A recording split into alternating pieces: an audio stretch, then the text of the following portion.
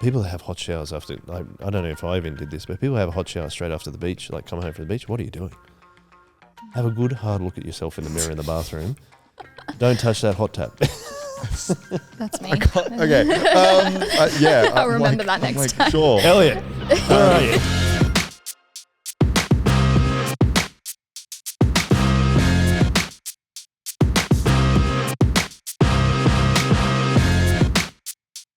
Welcome back to the Chip Lunch Podcast. It is part 2 of Emily's episode, and Ethan spending a lot of time now eating, and now was on the ground. And now, what is that wrapper? I'm eating a natural confectionery lemon lolly. I thought you had a mandarin. Yeah, it was gross. I just put the microwave so they don't have to listen to me eating. Okay. From last episode, we were talking about having hot showers and cold showers, and how you can't have a hot shower at the beach. Hudson is here, as always. Hello. And you said you had a hot shower. You went to the beach this morning? Yep. The sunrise is at 6:16, I think. Just bring that mic closer to your mouth. But the what time did you say? 6:16. 6:16. So I woke up at 5:30. You're a madman. I think we need to create an early Christians club. That would be so good. I love that. Okay, there was talk about a group of people going to the beach on a Sunday morning before Yarrawarra. Yes. Oh, kind of like Waking up at sunrise. Well, going to the Hudson beach. does that. You do that every Sunday morning, don't you? Yeah, I do it Friday, Saturday, Sunday. Why? So why do you do that? You're a madman. I don't know. Okay. I do exercise at the beach. I just run like 30 minutes, and then Like on the sand? yeah. Oh, that's hard. It is hard, and Yep. then I go for like depends how long. It was a 2-minute swim today. Because I'm pretty sure I swam in a rip. I was like, the more I stay in here, the further I'm going to get out. So. But yeah, that varies. And then I've been starting to do my journal and read the Bible in my car. Nice. I love that. That's hectic. awesome. That's Awesome. To answer your Morning. question, I have no clue why. I just thought I need to actually get out the house sometimes. Yeah, oh, that's okay. great. Well, it's better than sitting at home doing nothing. It is. So you said though you had a hot shower after the beach. I did. Well, but I that's don't because understand what's wrong with it. I don't understand what's wrong with that. No, okay. So here's the difference: is that when you're usually going to the beach, it's a hot day, your skin is affected by the sun. So why would you put hot water on it? But I'm saying put cold water on it. This is you got to talking about discipline, and you got to have a if you get burned easily, you got to have a protocol to making your skin feel all right. So you start with a cold shower, and you get out, and then you got to do like some kind of aloe vera to let your skin cool down. What? 100%. If you say how long, you spend this time at the beach, I'm someone that burns. I've realized that I need to make sure, I'll just let the skin cool down. So you have a cold shower and clean yourself as well. Wait, Actually- sorry. What? Sorry, can I just confirm? Yeah. Are you suggesting that if you get sunburn, you have a cold shower and it negates the sunburn? No, I'm not saying negate. I am no Because longer I'm like from a sunburned. medical perspective. No. That's That's not what I'm saying. I'm saying you've just got to help your skin cool down. Oh my that's goodness, all I'm that's saying. funny. Right. You just got to help your Okay. skin cool down. I'm not saying it resolves sunburn. That's awesome. But I'm like, if my skin has seen the sun, it's been exposed to the sun for a while, Okay. and it feels rather hot, why would I put hot water on it? It could. But the thing is, because you get cold, so you're hot, and then you get cold, and now you're really cold, Yeah. and so then you have a hot shower because you're really cold What are you really cold at? From the shower. from the water. The shower. The swim. The swim. It's You were just at the freezing. beach. Yeah, but if you've gone home, you've warmed up again. Have you? Like it's been a hot day. Not at 5 in the morning. Yeah, I went in the morning. It was cold. I also Yeah, had- that's what I'm not saying. freezing. That's what I was- Absolutely freezing. That's what I was trying to say. that You this- said every single time you go to the beach, it is a crime to have a hot Yes. shower when you get home. But clearly everybody you didn't go back listen to after last that. week's episode. That's what he said. That's what. Where people have a hot shower straight after the beach, like come home from the beach. What are you doing? What I said, and then I just started to differentiate. That's different if you go to the beach in the morning and don't get in the water when it's much colder, rather than being at the beach all day on a hot This day is What exposed actually if to the it's sun. a winter's day and you've just decided to get into the water for whatever reason? Because you're a madman. Yeah. As a swim. Then are you allowed to have a hot shower afterwards? It's not about allowing. I don't know. Well, from the way you were apparently it talking is. before, it's about allowing. Listen, guys, you've known me long enough. Well, Ethan has known me long enough that I just say Yeah, this is actually why I'm not. It's actually extra confident. I haven't been on the podcast I just for have a a strong while. opinion on something. I haven't been on the podcast for a while, other than these last 2 weeks, because not because of college, but because you didn't want to talk to me. Because Joel and I just fight, and we just had a bit of distance, but here we are again fighting over cold water. Yeah. Anyway, so Welcome to the Chip Lunch podcast. But by so the way. that's Did we what I'm say saying. that? I understand. Yes, I just understand I why forgot. Hudson had a hot shower after he went in very cold water. I also had a cold shower at the beach. Yeah, so that's different. Because here's the thing. So I've learned from people from the AIS, trained doctors in recovery, Okay. that it's actually about recovery for sport. And when they use ice baths, it's not about cooling you down and feeling good. It's cooling your core body temperature down. So then it kickstarts the recovery process quicker in your body. So that's why I'm saying sometimes this is why I'm a bit more hardcore on this stuff, because it's like it's actually looking after your body. It's the same when I learned that doing ice baths after when I played soccer helps my recovery so much. But it can be like a mental thing, but it actually is helping your core body temp cool down, because if your core body temp's up high, your body still thinks there's something going on. So it's not going to recover as quickly. I don't think I've ever had a high core body temperature in my life. I just run like really cold all the time. Yeah, but if you've played a game of soccer, for I'm example. freezing. I haven't sweated once in my life. Okay. Maybe twice. You're Sweated you're twice. reasonably skinny too. I have no sweat. Yeah, that might be why. So anyway, we can move on. Emily, welcome back to the podcast. My question for you is, last time when we talked about your preferred hot chips, you said Macca's. What we didn't talk about was if you have to have hot chips otherwise, do you chicken salt or plain salt? Oh, chicken salt. Yes. 100. Handy. Yes. Yeah. But that doesn't Hands down. hands Yeah. down. Yeah. Hands up in terms Hands of down. in protest. Hands down, she says. Hands down. Victory. I don't know if have you listened to any other chip lunches? Yeah, That- I've heard it. there's It's a bit of a thing. it's Yeah. Us the hands only, downing. only because it's you and Braden. Let's go. Hudson, have we asked you? I'm sure we have. I can't remember. What's yours again? Chicken salt. So you're 3v1 right now. 3v1. That's That's I'm pretty used to that. unfortunate. I'm That's used to pretty being that outlier. Oh. Just Poor as we Joel. talked about with our showers. I'm all over the place. Amazing. I'm just, an enigma. You're a lone wolf. Yeah, me and Elliott are out there. I'm not killing animals like Elliott is. Or wolves. Or wolves. Maybe you should specify he's not out like killing little kittens, because Yeah, he's not. I saw him. it's just for people who don't understand. I saw him put a bunch of puppies in a car and then put it in drive and drive off a cliff. That's what I saw him do. That's my Elliott. No, he hunts wild animals, doesn't he? He's off the scale No masculine. puppies. It's just like, I can't keep up with that. Oh my goodness gracious me. Yeah. Oh, I think I'm crying. I don't cry. You don't cry? I don't cry. Oh. Okay. Hudson, do you I'm cry? back. Because then we might outnumber them this time. Are you true? Yeah, sometimes. Yeah, sometimes. Yeah. Do you cry? Yeah. Yeah. Nice. Usually related to my That's good. children That's good. these days. But so Did that it's change too when old. you had children? Yes. Yeah. I don't cry about anything else but my children. Yeah, okay. There you go. Weird, What we were gonna Speaking of Elliott. speaking of Elliott, what we were gonna talk about this podcast was you mentioned last time that you were engaged and doing some long distancing. You are now married. Yeah. But before we get to married, what was engaged and long distance like? Yeah, so- and can you meeting. recap? Even meeting. Oh yeah, let's go Even meeting. meeting. Let's go. Oh, Let's go meeting. meeting. Okay. Let's do it. All Story, right. please. All right. Let's okay. do it. So Elliott is Army, and he's good friends with my brother, and they were in the similar like engineering kind of core. So I was living in Townsville, and my brother was posting back to Townsville, And I remember saying to him, I was like, oh, okay, so coming up with a bunch of army boys. Are there any like nice Christian army boys? And he's like, what the heck?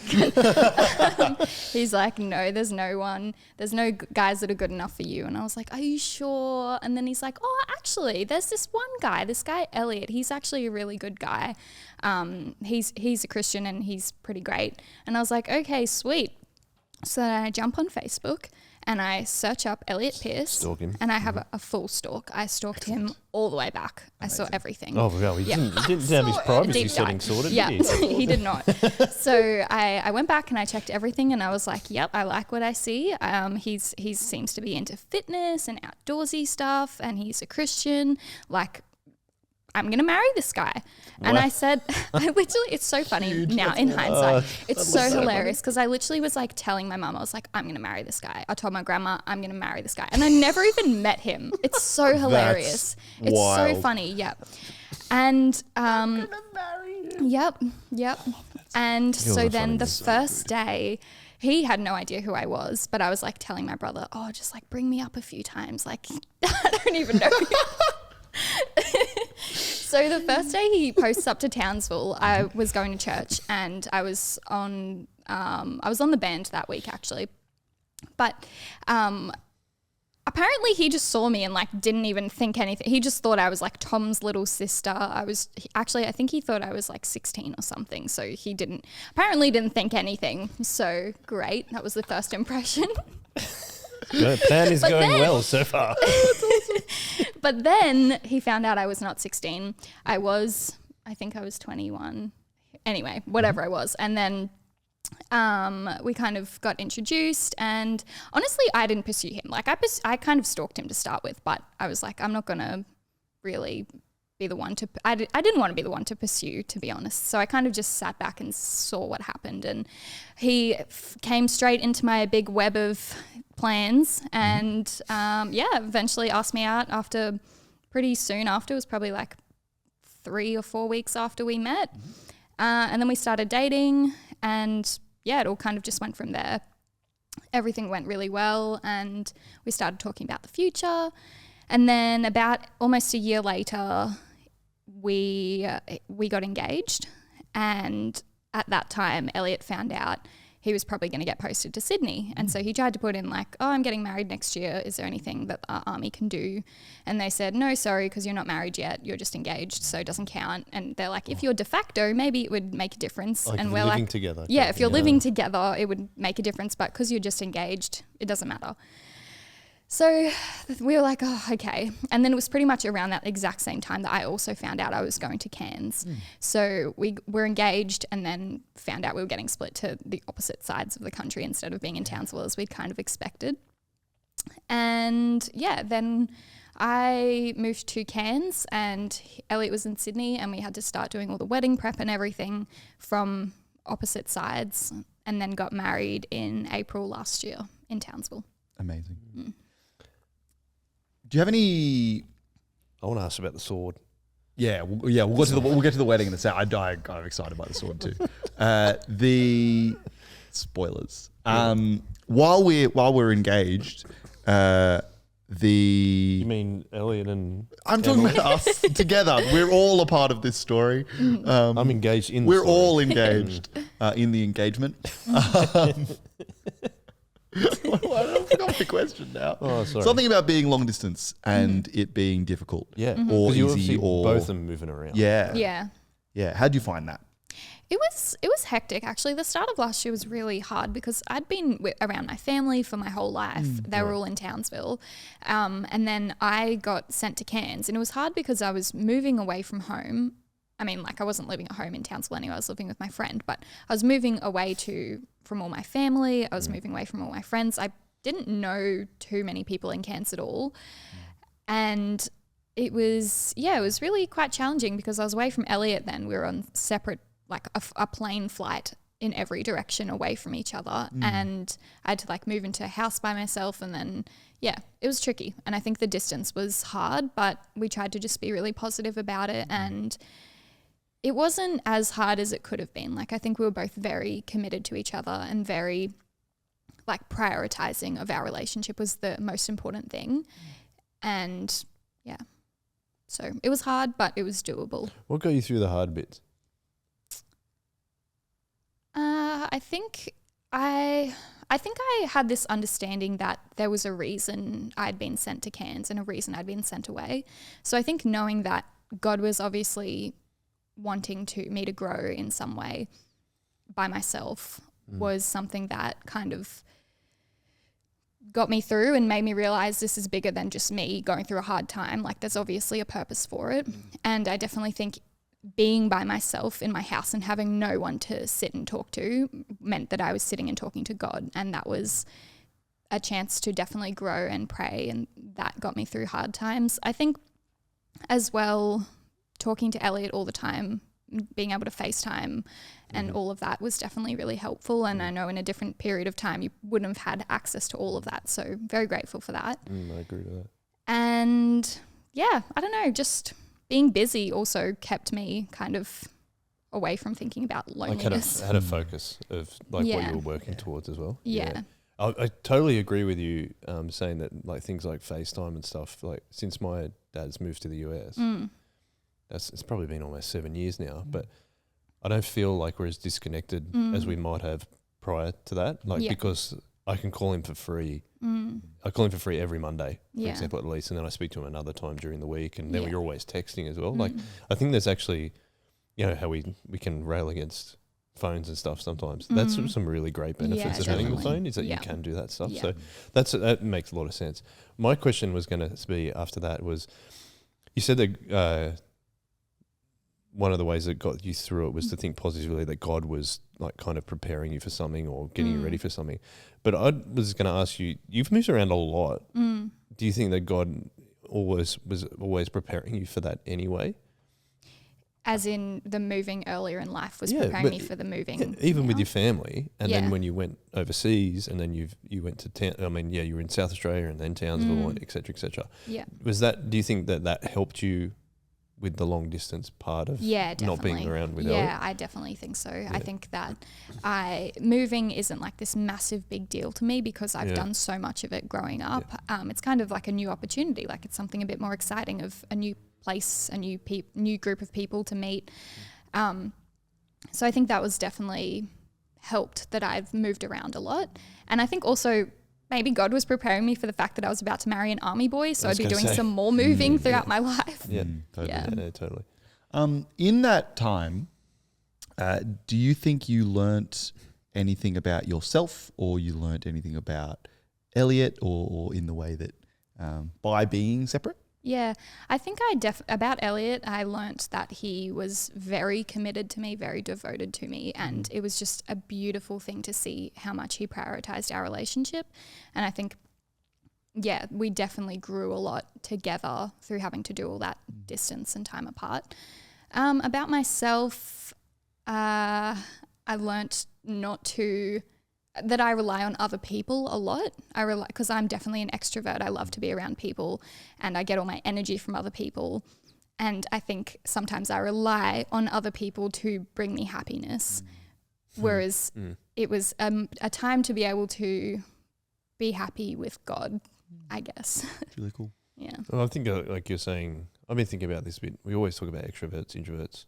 There's two extroverts sitting opposite you, which is why we've been able to keep this conversation going for a long time. But like we get energy, but I think it's also like a connectedness that's what gives us the energy. And I sometimes struggle if I'm at home on my own, for example. Or I remember when I was younger and like my parents and sister would be out somewhere, whatever, working or whatever. And I'd just be like, I feel like really lonely. Yes. But it was only for a few hours, Yeah. right? But so I can totally understand that. Can I ask you about the sword? What about the sword? Didn't he have a sword for the For wedding? the wedding? Yeah. Oh, yeah, he did. He had a sword. It was part of his... And his outfit, right? Yeah. It was one of the ceremonial uniforms. So actually... It's a uniform. It's a uniform. An outfit. Yes. So my dad actually was also an army officer and got married in the ceremonial blues with the sword and everything. Nice. So he's got these professional photos with mum, with him and his groomsmen all wearing like the ceremonial blues. Even the groomsmen. Are they all army people as Yeah. well? Okay. So, So if I was Elliott's groomsman, I couldn't wear it. you couldn't, uniform, no. though. But luckily, his 2 groomsmen were both army. Oh, okay. Yeah. Unreal. Fair enough. So so I just thought it was like a really nice thing to kind of be full circle. Like my parents got married and had that whole thing, and then Elliott's also an army officer, so got to wear the uniform, and that's why the sword. Isn't we- the sword like something special though? Isn't it? Oh. I don't know how much. So Elliott loves his sword, okay, See, and this is why I wanted to bring it up. so he has this. So first of all, he has this idea that the sword should be used for all the special life events. So for our wedding, the sword was there, and we cut the cake with the sword. Yes. So it was like this cake, and we so both good. have this photo of us cutting the cake. But I don't even know if I should. Okay, I'm just gonna say it. He has this idea that when we have kids, he's gonna bring his sword into the labor ward and is why I cut brought it the umbilical cord of our Yeah. firstborn child He's told me this. with Yeah. said sword. And Don't tell me that. That is amazing. this is why I was like, do I say it? That's Because I have awesome. told him there is no way in God's green earth that is going to happen. I was down for it. When he told me, I was down for it. I was like, "That's you should definitely do that." Can you imagine him walking in after I've just like delivered a baby, like dead, and he just comes in with his big sword? Here I am. I'm ready. Absolutely not. I think There's even no if way. if you may require a cesarean, you could use it for that. Yeah, there's no issues with sterility there. The thing is, it's because you're training to be a doctor. Oh my goodness. That's why you're like, oh, that can't happen. It's unsterile. Oh my goodness. It's awesome. That's really. But isn't there there's a significance I to really the have no actual words. sword as well? Isn't Yeah, there? so he got his sword on graduation. I think it was either ADFA or RMC. He got given the sword, and it's Hang got on. all these. People don't know what those Oh, acronyms sorry. are. That's Sorry. all right. ADFA is the Defence Force Academy, so where he spent 3 years training to be an army officer, and So then Australian Defence Force Academy, Yes. ADFA, yep. yeah, and then RMC, the Royal Military College, is where army ADFA graduates have to go to like officially finish. They do an extra year of training Yep. there, and then become army officers. Yeah, cool. Very cool. So I think when he graduated from one of those, he got given the sword from his parents, and his mum has some friend who makes the swords over in the UK, and he's some like famous sword maker who makes them all for the graduates. See, it's mad. So yeah, it's Maybe like, you'll get a special one made for the birth. yeah, maybe. It's just like out the back sharpening it while you're delivering the baby. Oh no. Yeah, that's crazy. So That he's is also amazing. so you are married now, as you Yes. said. Yeah. But that means you also need to be prepared that he might get deployed. Yes. Is that right? Mm. And that must be. Do you know when that will happen at all, or do you have to wait and they're like, "You're off," and you've got this Yeah. amount of time? I have no Okay. idea. We're supposed to be going to Europe at the end of the year, so I'm just praying that that's not going to ruin our trip. I'll but be deployed to Germany. Thank you. yes. And is that a likelihood? Like as you plan stuff, it just could happen. It could. I mean, you never know what's happening in the world. I think I don't know a lot of what the ins and outs of when he could be deployed. I think at this stage he probably won't be for a little while, but he definitely could be. And I know from experience with my dad being deployed, like it would be a moment of like one day we were supposed to be going to SeaWorld, and then he got a call saying, "You're going, get ready, you're leaving in like half an hour." Yeah, wow. Wow. So- Half an hour. But we did end up going to SeaWorld. He was like, "I'm taking my kids. No, Legend. I'll come That's right. later." Legend. So that's our troops. Yeah. That's Yeah. unreal. Yeah. So I don't know. It could be at any point. I just had this picture of someone showing up late to a war zone. And it being like, where were you? It's like, I was at Dolphin. SeaWorld. I was watching the killer I was whales. watching the killer whales. They were hectic. The seal show, amazing. Yeah. Yeah. I need to go on the log flume at SeaWorld and watch the water skiing show. Yeah. Despite that being a really funny image, that is a really beautiful thing, though. Yeah. Yes, For it him is. to be like, it's actually, I really want to. I've paid for these tickets. No, I want to go to SeaWorld with my daughter. Do you have siblings? Yeah, I got two you- big brothers. Two big brothers. Yeah. You said your brother. Do they have swords? One of them does. Ah. Yeah. It's in the family. It's amazing. Unreal. It's a side hustle for you. Yeah. While you're a doctor. Yeah. Because you have heaps of free time. Heaps of free time. Was there a? Oh yeah. As a a wife of a guy in the army. I don't know how to ask this question. The likelihood. the reality of deployment and the reality of moving around. How is that? Do you have any feelings or thoughts or advice or things you've learned? I think I'm not too fussed about the idea of moving around because it's kind of what I know. I've moved around a lot. So I'm not too fussed about the idea of being posted to different locations. I think deployment would be tricky. I think I'd miss Elliott a lot, and especially depending on how long the deployments would be. But I think that's the time where I'd really have to kind of focus on community and being around other people, and just same sort of thing as the distance. Use that time to grow and grow closer to God, and Given that you have moved around a lot, we talked about study tips before. Have you got any hot tips for like when you move in, like make sure you do these things? I think that's a good question. Definitely the times where I've moved, which to be fair, I haven't moved a lot since, like before I moved to Cairns, I was in Townsville for most of high school. So the last time I had a new real start at school or whatever was the start of high school. Okay.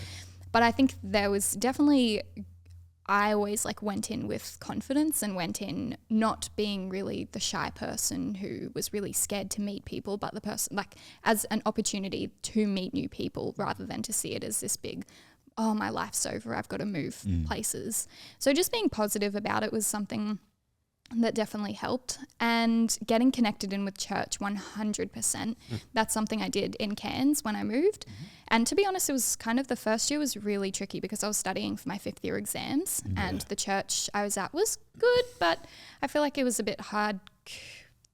Like I was there for 7 months and it felt like no one even knew me. Like I'd literally be going every week, and then the preacher, whatever it's called, pastor. Yeah, that thing. I remember sitting down after dinner, and I never like come over or anything. So I was like, oh, I'll sit next to him and like have a bit of a chat. And he's like, oh, hi, is this your first time here? And I was like, oh, no, I've actually been coming every week for 7 months. And he was like, oh, I'm so sorry. So it was kind of after that I found a different church that I did feel very welcomed at. And I think that really helped to have a community, to have a Bible study where everyone really cared about you. That's definitely a tip that I would say. What else? Just finding the fun things to do around a local town is another way to kind of feel settled in, get to know the place. What about like when you move into a new house? Or a new place? Like logistical tips. Yeah, do you like, just light a candle or this place stinks, put a candle on? I think I like to take a moment to kind of put the furniture in different places and decide where I actually want everything to go. And then I just put some worship music on or a good podcast on, and I just start unpacking. And yes, I love scented candles and diffusers. It's just so good. Oh, excellent. But yeah, music definitely. Good vibes. What is the go-to scented candle for you, Emily? I love, there's like this rose and vanilla candle that I have that's so good. I love it. Is it like one of those really massive ones? It's massive, yeah. And it has like, as it melts, it has a huge hole down the middle? No, actually, do you know the tip? You've got to keep it burning until it like spreads all the way to the top. So the wax has to be melted all the way at the top, and then you can blow it out. But you can't, if you blow it out before the wax is spread all the way, that's how the hole gets. So what if you light it too late? And then I've got to go to bed and mum's... Well, then you shouldn't light it too late. Yeah. Oh, okay. Get good. It's fair enough. Yeah, get good. Yep. A skill issue. Makes sense. It's a skill It's issue. candle etiquette. It is. Yeah. Candle etiquette. Yeah. So you need to light the candle by a certain time. Yeah. And you go to bed early. So you Yep. light So I light the candle early, or I don't light it. So 2 p.m. Yeah. Or I turn the diffuser on if I want a nice little scent. Then that's okay. Lovely. Delightful. You said that you play an instrument though. What instrument do you... I play 2 instruments. I grew up playing piano, and now I play guitar. Sick. Cool. That's cool. Cool. As a joining question, how did you end up coming to Soul Revival? Oh, it's interesting. It's Elliott actually found this place because when he moved to Sydney, I don't know if you've heard this story. Might have heard it. Yeah. When he moved to Sydney, we were looking for furniture and stuff, and he went on Marketplace and just like found this couch and went to Paul and Day's house from this church and was like, oh, we have a mutual friend. Do you know this guy? And they're like, oh yeah, we know him. And then somehow I think the mutual friend was a Christian. So they were like, Elliott was like, are you guys Christians? And they're like, yeah, you should come to Soul Revival tonight. And so he just ended up randomly by buying a couch. Yeah, it's crazy. That is so cool. Yeah. Lewis told a story just recently that he was wearing, do you remember what was on his shirt there, Hudson? It was a game company from Japan. Yeah. And then he saw, like, Elliott was going there and he saw Lewis going at the same time. Oh. And he saw it and he's like, oh, that's a weird shirt. I've heard that people are a little bit weird at Soul Revival. This must be Soul Revival. He's like, there's a church down here. Hilarious. Oh my gosh. I've heard that people are That's weird. so funny. a little bit odd. Yeah, I'll take it. That's so That's good. fine. That's why we welcomed you in, Elliott, because you're just as odd as the rest of Just us. as weird. You've got a sword and you kill baby animals. Yeah. That's my husband. That's my hubby. Any other questions you'd like to ask before we ask the last question there, Ethan? Ichan? Sorry. But get him on. Answer it. It's Michael Greaves is calling. Oh, you missed it. I missed it. Oh I missed my it. Sorry. No, that has thrown anything out of my brain. Raymond Greaves. You are in the throes of planning it. I am. Sorry. My head's been a little bit Sorry, distracted youth because pastor. I've gotten 3 phone calls in the last 10 minutes and We should wrap it up then. and a few text messages that were Do some slightly- real work. Yeah. No, this is the best. I think what I've really enjoyed about this is I've been really encouraged by is how and maybe it's because you're on a Christian podcast, but I know it's not because you're on a Christian podcast, and it's because this is the kind of person you are.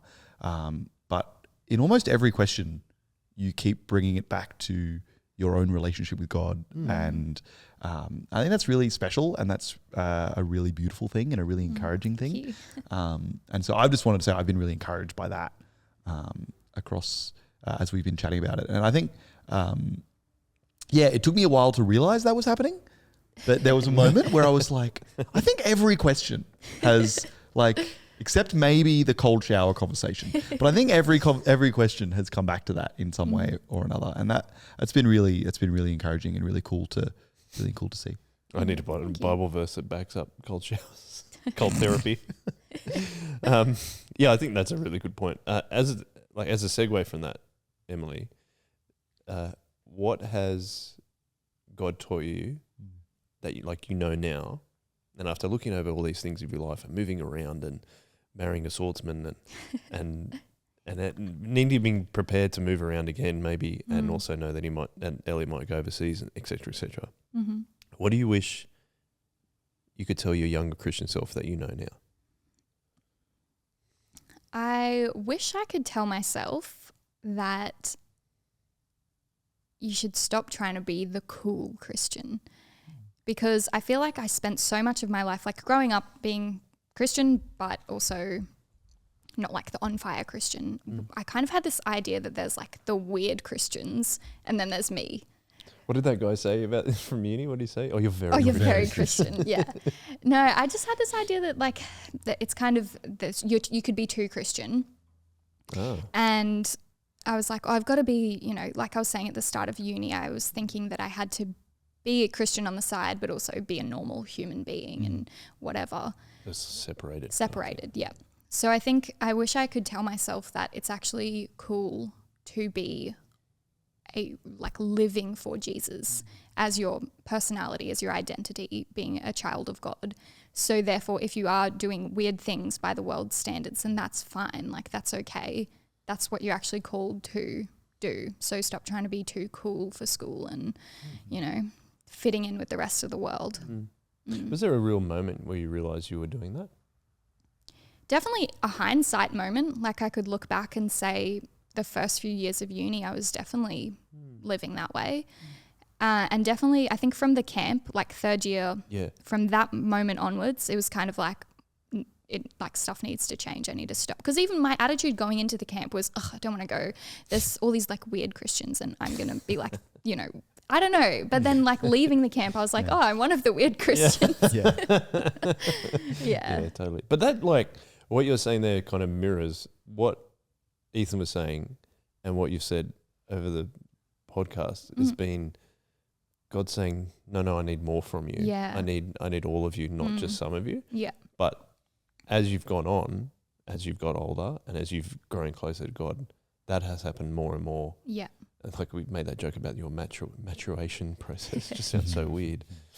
But there's a lot of truth to that too, I think. And I've seen the things you've attained just in growth. And even just knowing you for the last however long you've been coming to Soul Revival, I've seen that in you as well. And I didn't know you before then, obviously. Yeah. But I'm really glad that you're able to come to Soul Revival. Like, it's really cool. Thank and like you're really adding to the community. You might not be able to stay as long as you want at late night because you get tired or whatever. But I'm not at late night either. But it's the same thing as that. I know from what Ethan tells me and from Braden, there's that you and Elliott are really trying to serve and add to the community, which is amazing. But it's because of, again, if it starts with that personal relationship with Jesus, which I feel like you and Elliott are really working on growing a lot. So thank you. Thank you. It's really, That's really cool. lovely. And it's really cool to have you on the podcast. Yeah, it's great to be here. Yeah, it's been really fun. I'm going to see the idea that Emily's going to start a podcast at some point. So look out for that. Yeah. We'll make sure it happens. It'll happen in the near future. And when it does, we'll do a little We'll give it a plug. cross promo. Oh, we'll give it a plug. bless. Yeah, Yeah. very nice. Yeah, because we've got a huge audience. Always plug. Huge audience. It's massive. It's actually enormous. gigantic. You know, what do you reckon is like the largest subset of our? What's the thing that's most in common with the most people? They go to Soul Revival Church. I was thinking like besides that. Jeez, work with me here. I don't know. They're Christian. Probably. That's probably true. Are you trying to audience map? Yeah, I'm target just market? trying to, I need to dig into the analytics. Yeah, get in there. Yeah. Create a starter pack, mood board. Mood board. Mm. Yeah, cool. We'll start that. Anyway, I've really ended this poorly. But let's end on a good note. Thank you. Thank Emily. you. Thank you. Thank you everyone Really listening cool. and watching. Yeah. As well. Get in the comments. Get in the with comments. Your chip preferences. Like I said, I'll reply to every single one of them. Yeah. Even if it's with just an emoji. Thumbs up. Mm. Thumbs up. Or if okay, you so- want to just comment with an emoji, I think there's something really Yes. cool about what we do when we do ministry together is we do it together.